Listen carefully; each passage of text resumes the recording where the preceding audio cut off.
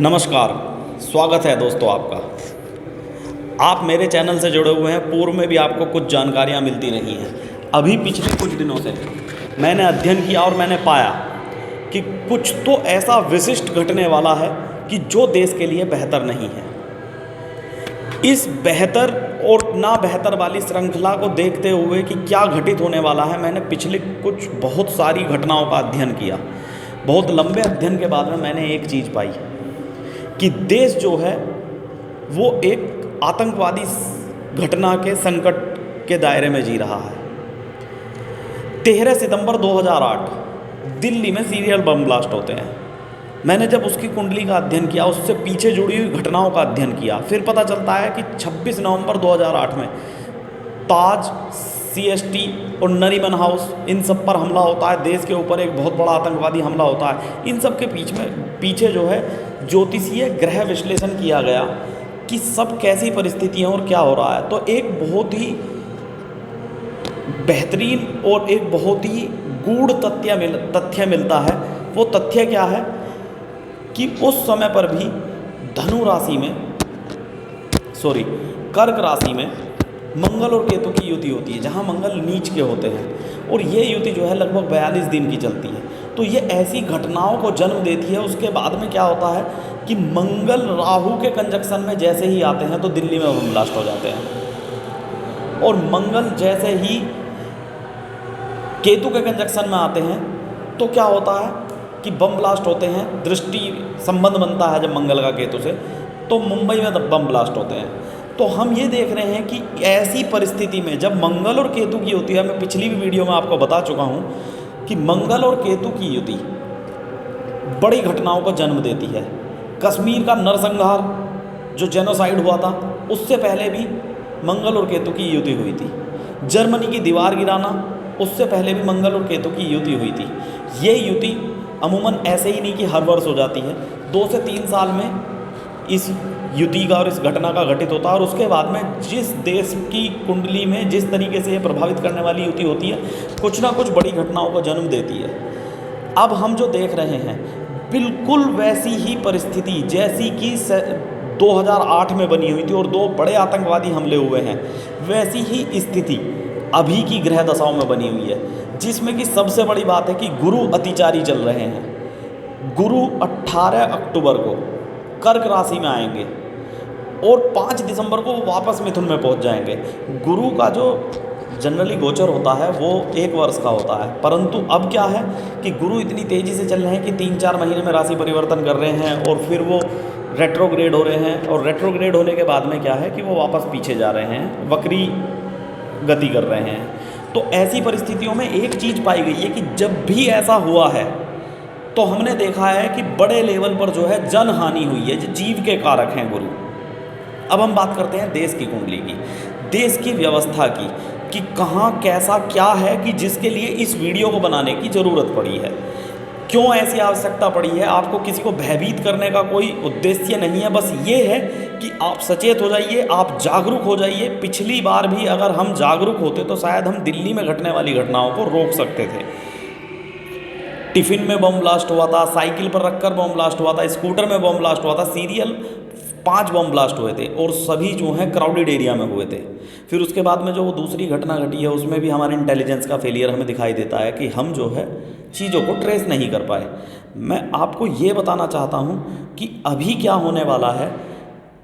मंगल में मंगल की महादशा चल रही है, महादशा में अंतरदशा मंगल की ही चल रही है। जैसे ही उसमें केतु आएंगे तो केतु जो आ रहे हैं वो 10 दिसंबर से 19 दिसंबर, एक बहुत छोटा सा स्पैन है। पर अब समझने वाली बात क्या है कि जो गोचर है, गोचर में तुला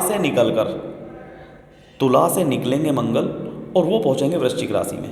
वृश्चिक राशि उनकी स्वयं की राशि है, वहाँ वो बली होते हैं और जैसे ही वो वहाँ पहुँचेंगे देश की कुंडली में ये 7वें स्थान में बनती है। वृषभ लग्न की कुंडली है।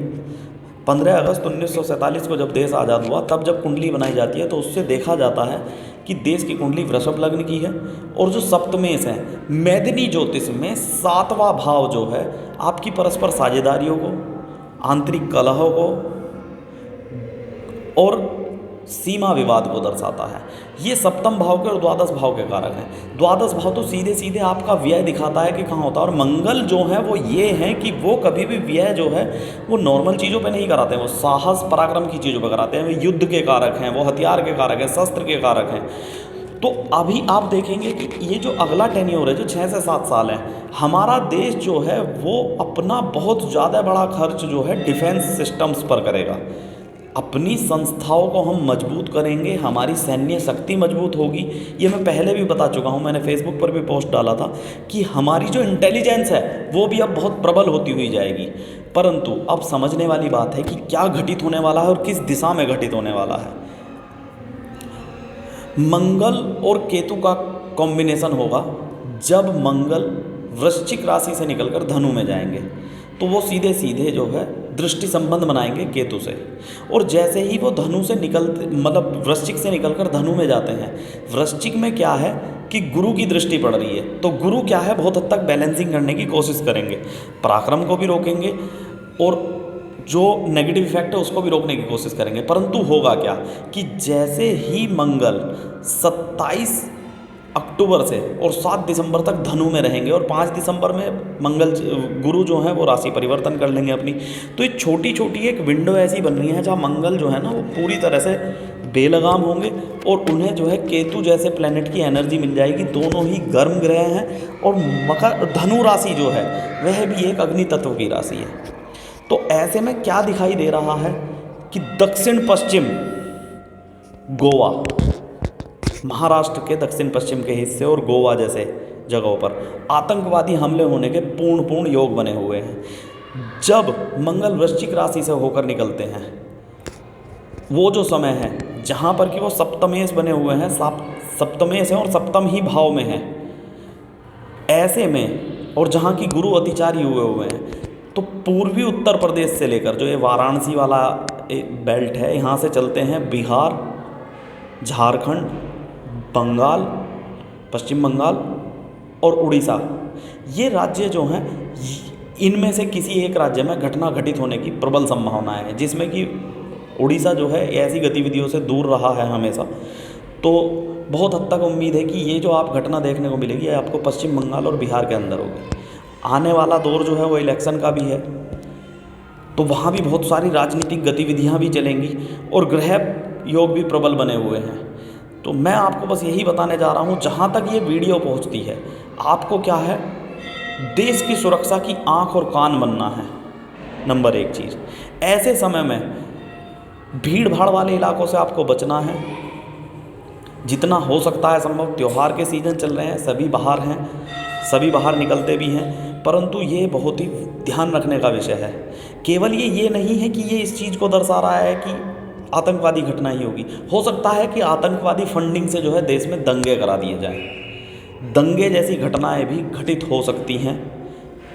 नंबर 2 पॉइंट, ऐसी घटनाएं भी हो सकती हैं कि जन आक्रोश फैले, जैसे अभी देखने के लिए मिला था, जब मैंने बताया भी था कि 51 दिन की मंगल और केतु की युति हुई थी, तो जब उसमें यही चीज़ थी कि कुछ तो ऐसा उबलेगा कि जो देश को जो है आंदोलन की तरफ ले जाएगा।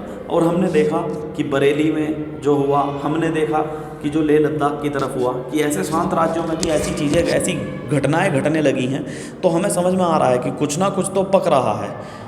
और जिसे हम ज्योतिषीय, ये कोई राजनीतिक चर्चा नहीं है, ये ज्योतिषीय दृष्टिकोण से चर्चा चल रही है। तो ज्योतिषीय दृष्टिकोण से जब चर्चा चल रही है तो हम ये देखते हैं कि जो देश का इस टाइम पर करता धरता है नरेंद्र मोदी जी, उनकी भी मंगल की महादशा चल रही है और देश की भी मंगल की महादशा चल रही है। जबकि देश की जो मंगल की महादशा चल रही है, देश के सप्तमेश और द्वादशेश भाव की चल रही है, और वो दूसरे भाव में देखते हैं, तो हम ये देखेंगे कि अब आने वाला जो समय है वो बहुत ही विपरीत समय है। गुरु अतिचारी हैं।